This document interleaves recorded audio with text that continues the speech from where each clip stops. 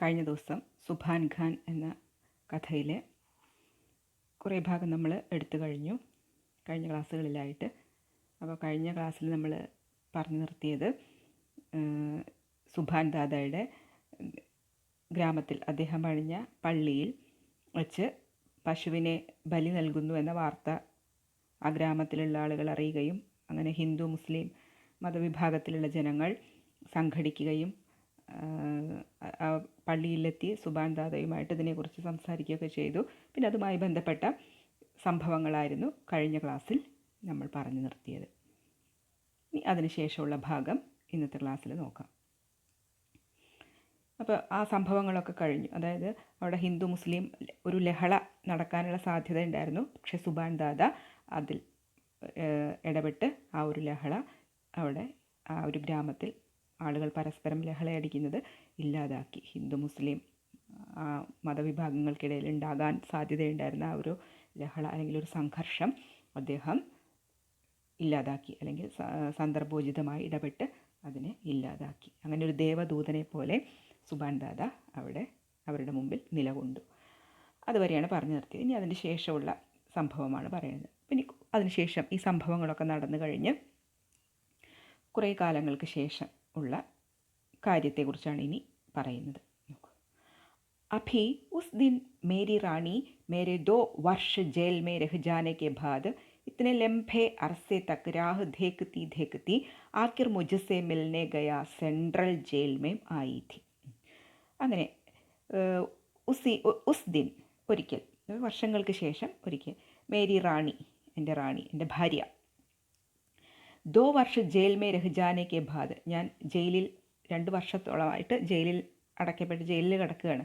അപ്പോൾ എന്നെ കാണാനായിട്ട് എൻ്റെ ഭാര്യ ഒരിക്കൽ ജയിലിൽ വന്നു. മുജ്സെ മിൽനെ, എന്നെ കാണാൻ സെൻട്രൽ ജയിൽ മേം ആയി ഥി, സെൻട്രൽ ജയിലിൽ ഒരിക്കൽ അവൾ വന്നു, എൻ്റെ ഭാര്യ വന്നപ്പോൾ എന്നെ നാളുകൾക്ക് ശേഷം 2 വർഷങ്ങൾക്ക് ശേഷം എന്നെ കാണുകയാണ്.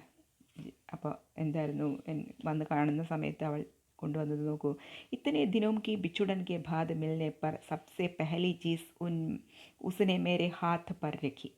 ഇത്തനെ ദിനോം കെ ബിച്ചുടൻ കെ ബാദ്, അതായത് കുറേ നാളുകൾ പിരിഞ്ഞിരുന്നതിന് ശേഷം മിൽനെ പർ, കണ്ടുമുട്ടിയപ്പോൾ, പെഹലി ചീസ്, ആദ്യമായിട്ട് അവൾ കൊണ്ടുവന്നത്, മേരെ ഹാത്ത്, എൻ്റെ കയ്യിൽ, രഖി, വെച്ചു. അവൾ ജയിലിലേക്ക് എന്നെ കാണാൻ വന്നപ്പോൾ കൊണ്ടുവന്ന സാധനം മേരെ ഹാത്ത് പർ രഖി, എൻ്റെ കൈകളിൽ വെച്ചു തന്നു. അപ്പോൾ എന്തായിരുന്നു എൻ്റെ ഭാര്യ കൊണ്ടുവന്നത്?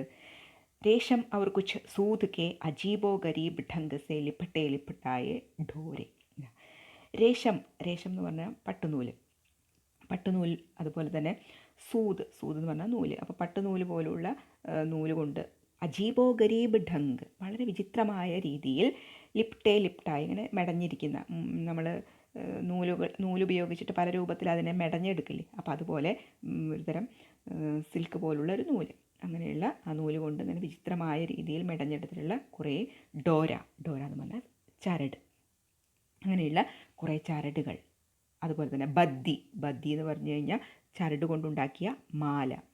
അതുപോലെ ഗണ്ഡെ എന്ന് പറഞ്ഞാൽ കഴുത്തിൽ അണിയുന്ന ഏലസ്, അല്ലെങ്കിൽ അങ്ങനെയുള്ള മന്ത്രം എഴുതി വെച്ചിട്ടുള്ള സാധനങ്ങളുണ്ടല്ലോ, അങ്ങനെയുള്ള കുറേ സാധനങ്ങൾ അവൾ എൻ്റെ കൈകളിൽ, ഹാത്തോം പർ രഖ്തി, എൻ്റെ കയ്യിലേക്ക് വച്ചു തന്നു. യഹ് സൂരജ് ദേവതാക്ക ഹെ. എന്നിട്ടത് വെച്ച് തരുമ്പോൾ അവൾ എന്നോട് പറഞ്ഞു, ഓരോ ചരടും അല്ലെങ്കിൽ ഓരോ സാധനങ്ങളും എൻ്റെ കൈകളിലേക്ക് വെച്ച് തരുമ്പോൾ അവൾ എന്നോട് പറഞ്ഞുകൊണ്ടിരുന്നു, യഹ് സൂരജ് ദേവതാക്ക, ഇത് സൂര്യദേവൻ്റെ പേരിൽ ജപിച്ച മന്ത്രച്ചരട്. യഹ് അനന്ത് ദേവത, എന്നിട്ട് വേറൊരെണ്ണം എടുത്തിട്ട്, ഇത് അനന്തദേവൻ്റെ പേരിൽ ജപിച്ച ചരട്. യഹ് ഗ്രാം ദേവതാക്ക്, അടുത്തത് വെച്ചിട്ട് പറഞ്ഞു, യഹ് ഗ്രാം ദേവതാക്ക്, ഇത് ഗ്രാമദേവതയുടെ പേരിലെടുത്ത ചരട്. യോം ഹി ഗിൻതി, അങ്ങനെ കുറേ ഗിൻതി ഓരോന്നിങ്ങനെ എണ്ണിയിട്ട് എൻ്റെ കയ്യിലേക്ക് ഇങ്ങനെ ഓരോ ദേവതമാരുടെയും പേരിൽ ജപിച്ചെടുത്തിട്ടുള്ള ഓരോ ചരടുകൾ എൻ്റെ കൈകളിലേക്ക് ഇങ്ങനെ വച്ചു തന്നു. അപ്പോൾ ഇതൊക്കെ വെച്ച് കഴിഞ്ഞപ്പോൾ ആഖ്യർ, അവസാനമായിട്ട് വെച്ചിട്ടുള്ള ചരട് എൻ്റെ കയ്യിലേക്ക് വെച്ചിട്ട് പറഞ്ഞു, യേ ഹുസൈൻ സാഹബ് കെ ഗണ്ഡെ, ഇത് ഹുസൈൻ സാഹബിൻ്റെ പേരിൽ മന്ത്രിച്ച ചരടാണ്. അപ്പോൾ ഹുസൈൻ സാഹബിൽ വളരെ വിശ്വാസമുള്ള ആളാണ്. അപ്പോൾ അത് ഹുസൈൻ സാഹബിൻ്റെ പേരിൽ മന്ത്രിച്ച ചരടാണ് എന്നും പറഞ്ഞുകൊണ്ട് അവളത് എൻ്റെ കയ്യിലേക്ക് വെച്ചു തന്നു. ആപ്കോ മേരി കസം ഇനെ ജരൂർ ഹി പഹൻ ലീജിയേഗ. എന്നിട്ട് അവസാനം ഭർത്താവിനോട് പറയുകയാണ്, ആപ്കോ മേരി കസം, അതായത് എന്നെ തൊട്ട് സത്യം ചെയ്യണം, യഹ് ജരൂർ ഹി പഹൻ ലീജിയേഗ, ഇത് നിങ്ങൾ അണിയും എന്ന്, നിങ്ങൾ നിങ്ങളുടെ ശരീരത്തിൽ ധരിക്കുമെന്ന് എന്നെ തൊട്ട് സത്യം ചെയ്യണം എന്ന് എൻ്റെ ഭാര്യ എൻ്റെ അടുത്ത് ആവശ്യപ്പെട്ടു. അപ്പോഴോ, യേ സബ് മേരി മാം കി മന്നത്തോം കെ അവശേഷ് ചിഹ്ന ഹെ. അപ്പോൾ എൻ്റെ ഭാര്യ കൊണ്ടുവന്നിട്ടുണ്ടായിരുന്ന സാധനങ്ങളൊക്കെ ഉണ്ടല്ലോ, അത് മേരി മാം, എൻ്റെ അമ്മയുടെ, മന്നത്ത് വഴിപാട്, എൻ്റെ അമ്മ വഴിപാടുകൾ നേർച്ചകളൊക്കെ ചെയ്തിട്ടാണ് ഞാൻ ജനിച്ചത് എന്ന് പറഞ്ഞു കേട്ടിട്ടുണ്ട്. അപ്പോൾ ഇതെല്ലാം ഈ ഭാര്യ കൊണ്ടുവന്ന സാധനങ്ങളൊക്കെ മേരി മാം കി മന്നത്തോം കെ അവശേഷ് ചിഹ്ന, എൻ്റെ അമ്മ അവശേഷിപ്പിച്ചു പോയ വഴിപാട് സാധനങ്ങളായിരുന്നു. മാം ചലി ഗയി, ഇന്ന് അമ്മ ജീവിച്ചിരിപ്പില്ല. മാം ചലി ഗയി, അമ്മ മരിച്ചുപോയി. പിതാജി ചലേ ഗയെ, അച്ഛനും മരിച്ചുപോയി. റാണി ചാർ ബച്ചോം കി മാം ബൻ ചുക്കി ഹെ, ഇന്ന് എൻ്റെ ഭാര്യ റാണി ചാർ ബച്ചോം കി മാം ബൻ ചുക്കി ഹെ, 4 മക്കളുടെ അമ്മയായിരിക്കുന്നു. മേം പിതാ ബൻ ചുക്കാഹു, ഞാനും ഒരച്ഛനായി മാറിയിരിക്കുന്നു. ലേക്കിൻ യ മന്നത്തെ അബ്ബി നിഭായി ജാ രഹി ഹെ, പക്ഷേ അബ്ബി ഇപ്പോഴും ഈ മന്നത്തെയും, ഈ വഴിപാടുകൾ അല്ലെങ്കിൽ ഇങ്ങനെയുള്ള കാര്യങ്ങളൊക്കെ എൻ്റെ ഭാര്യ സൂക്ഷിച്ചു വെച്ചിട്ട് ഇതൊക്കെ ഇപ്പോഴും നിറവേറ്റിക്കൊണ്ടിരിക്കുന്നുണ്ട്. റാണി ജാൻതി ഹെ മേ നാസ്തിക് ഹും, റാണി ജാൻതി ഹെ, റാണിക്കറിയാം, മേ നാസ്തിക് ഹും, ഞാൻ നിരീശ്വരവാദിയാണെന്ന്, എനിക്കിതിലൊന്നും വിശ്വാസമില്ല എന്ന് റാണിക്കറിയാം. പക്ഷേ ജബ് ജബ് ഇൻകെ മൗക്കെ ആത്തെ ഹെ ഖുദ് ഇനെ മേരെ ഗലെ മേ ഡാൽ ദേത്തി ഹെ.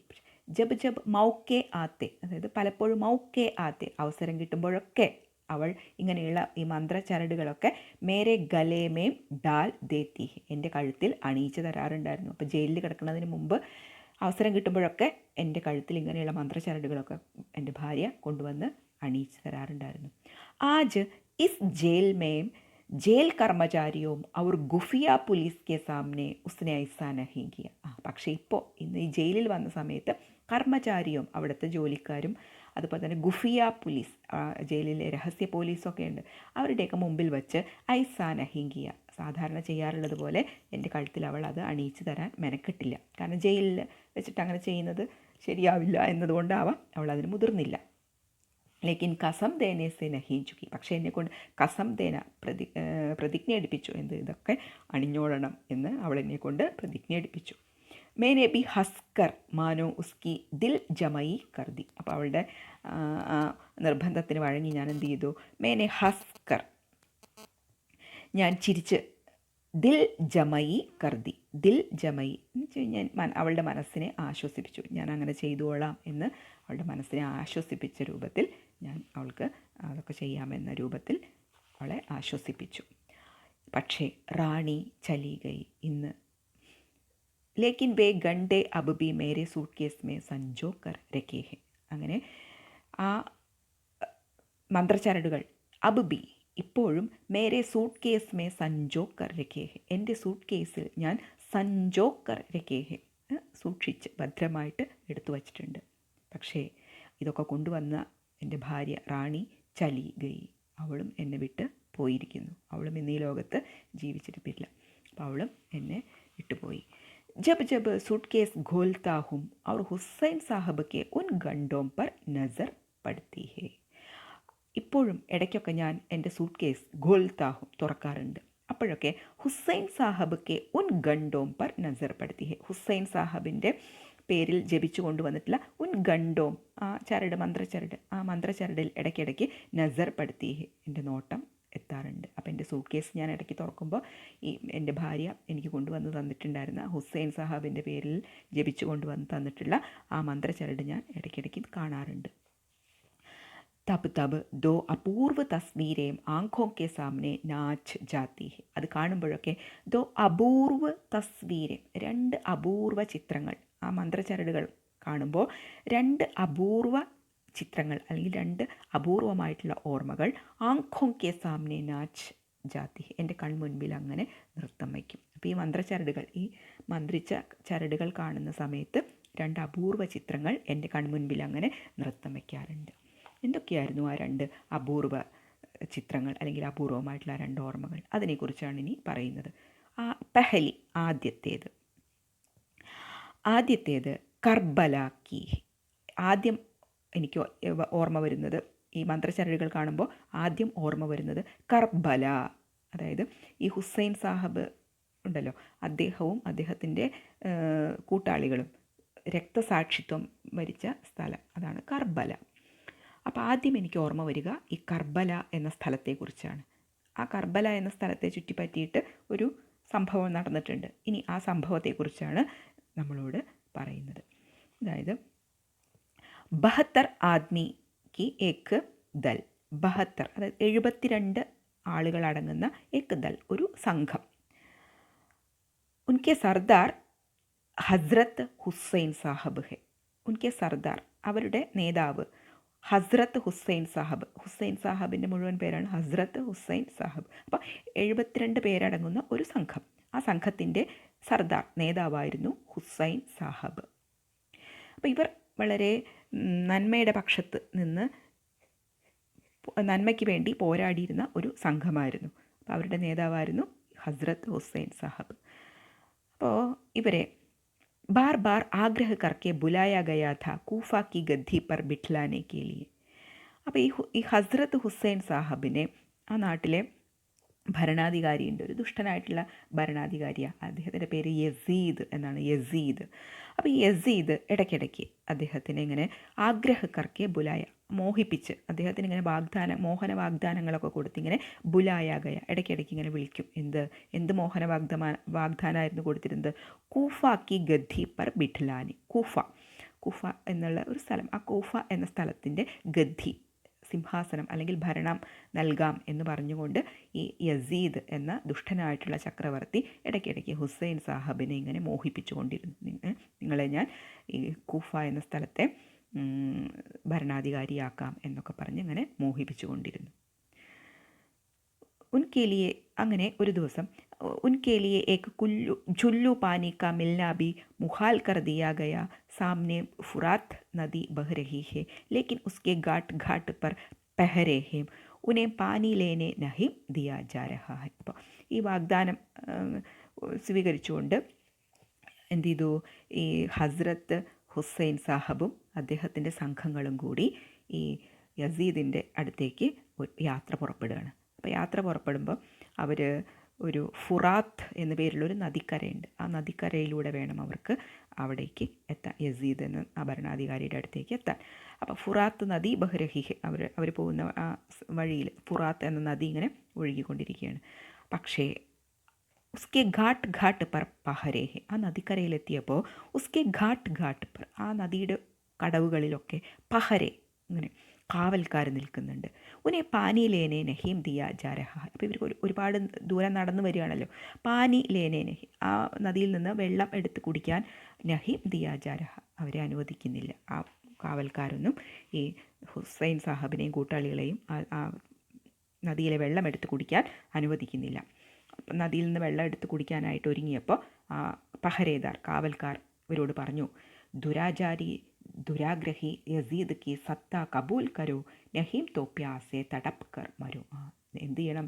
നിങ്ങൾ യസീദ് എന്ന ഭരണാധികാരിയുടെ സത്ത, അദ്ദേഹത്തിൻ്റെ അടിമകളായിട്ട് നിങ്ങൾ അദ്ദേഹം പറയുന്നത് അനുസരിക്കണം. നഹീം തോ, അല്ലെങ്കിൽ പ്യാസെ തടപ് കർ മരോ, അല്ലെങ്കിൽ നിങ്ങൾ പ്യാസെ തടപ് കർ, ദാഹിച്ച് വലഞ്ഞ് ഇവിടെ കിടന്ന് മരിക്കേണ്ടി വരും. അപ്പോൾ യസീദിൻ്റെ പടയാളികളാണ് ഞങ്ങളെല്ലാം. അദ്ദേഹമാണ് ഞങ്ങളെ നദിയുടെ ഓരോ തീരത്തും കാവൽ നിർത്തിയിരിക്കുന്നത്. അപ്പോൾ നിങ്ങൾ വരുമെന്നറിയാം. അപ്പോൾ നിങ്ങളെ യസീദിൻ്റെ അടിമകളാക്കി അദ്ദേഹം പറയുന്നത് പോലെയൊക്കെ അനുസരിക്കാൻ വേണ്ടിയിട്ട് അദ്ദേഹം ആജ്ഞാപിച്ചിട്ടുണ്ട്. അപ്പോൾ അദ്ദേഹം പറയുന്നത് അനുസരിച്ചിട്ടില്ലെങ്കിൽ നിങ്ങളിവിടെ കിടന്ന് ദാഹിച്ചു മരിക്കേണ്ടി വരും എന്ന് ആ കാവൽക്കാർ ഈ ഹുസൈൻ സാഹബിനോടും കൂട്ടാളികളോടും പറഞ്ഞു. അപ്പോൾ ഈ ഹുസൈൻ സാഹബിൻ്റെ സംഘത്തിൽ 72 പേരടങ്ങുന്ന ആ സംഘത്തിൽ കുട്ടികളുണ്ട്, സ്ത്രീകളുണ്ട്. അപ്പോൾ പുരുഷന്മാരും സ്ത്രീകളും കുട്ടികളും ഒക്കെ ഉണ്ട്. അപ്പോൾ ബച്ചെ പ്യാസ് കെ മാരെ ബിൽ ബിലാ രഹേ. അപ്പോൾ ഈ പാവം കൊച്ചു കുട്ടികളൊക്കെ പ്യാസ് കെ മാരെ, ദാഹം കൊണ്ട് ദാഹിച്ചു വലഞ്ഞ് ബിൽ ബിലാ രഹേ, ഇങ്ങനെ കരയാൻ തുടങ്ങി. അവരുടെ അമ്മമാരും വളരെ പ്രയാസപ്പെട്ടു. പക്ഷേ ഏക്ക് ചുല്ലു പാനി, ഒരു തുള്ളി വെള്ളം അവർക്ക് ആ നദിയിൽ നിന്ന് എടുത്ത് കുടിക്കാൻ ഈ കാവൽക്കാർ അനുവദിച്ചില്ല.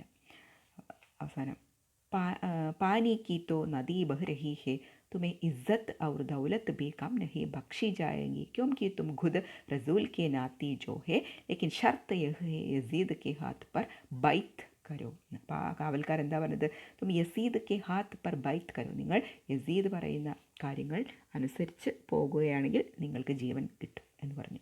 അപ്പോൾ ഹുസൈൻ സാഹബ് യസീദ് കെ ഹാത്ത് പർ ബൈത്ത്, യസീദ് കെ ഹാത്ത് പർ ബൈത്ത്, യസീദിൻ്റെ വാക്കുകൾ കേൾക്കാൻ, യസീദിൻ്റെ അടിമകളാവാനോ? ദുരാചാരി ദുരാഗ്രഹി യസീദ് കി സത്ത കബൂൽ കർ ലേ ഔർ റസൂൽ ക നവാസ. ആ റസൂലിൻ്റെ പിൻഗാമികളായിട്ടുള്ള അല്ലെങ്കിൽ റസൂലിൻ്റെ പാത പിന്തുടരുന്ന ഞങ്ങൾക്ക് എങ്ങനെ ഈ ദുരാഗ്രഹിയായിട്ടുള്ള ദുഷ്ടനായിട്ടുള്ള ഈ യസീദിൻ്റെ വാക്കുകൾ കേട്ട് അദ്ദേഹത്തിൻ്റെ അടിമകളെപ്പോലെ ജീവിക്കാൻ കഴിയും?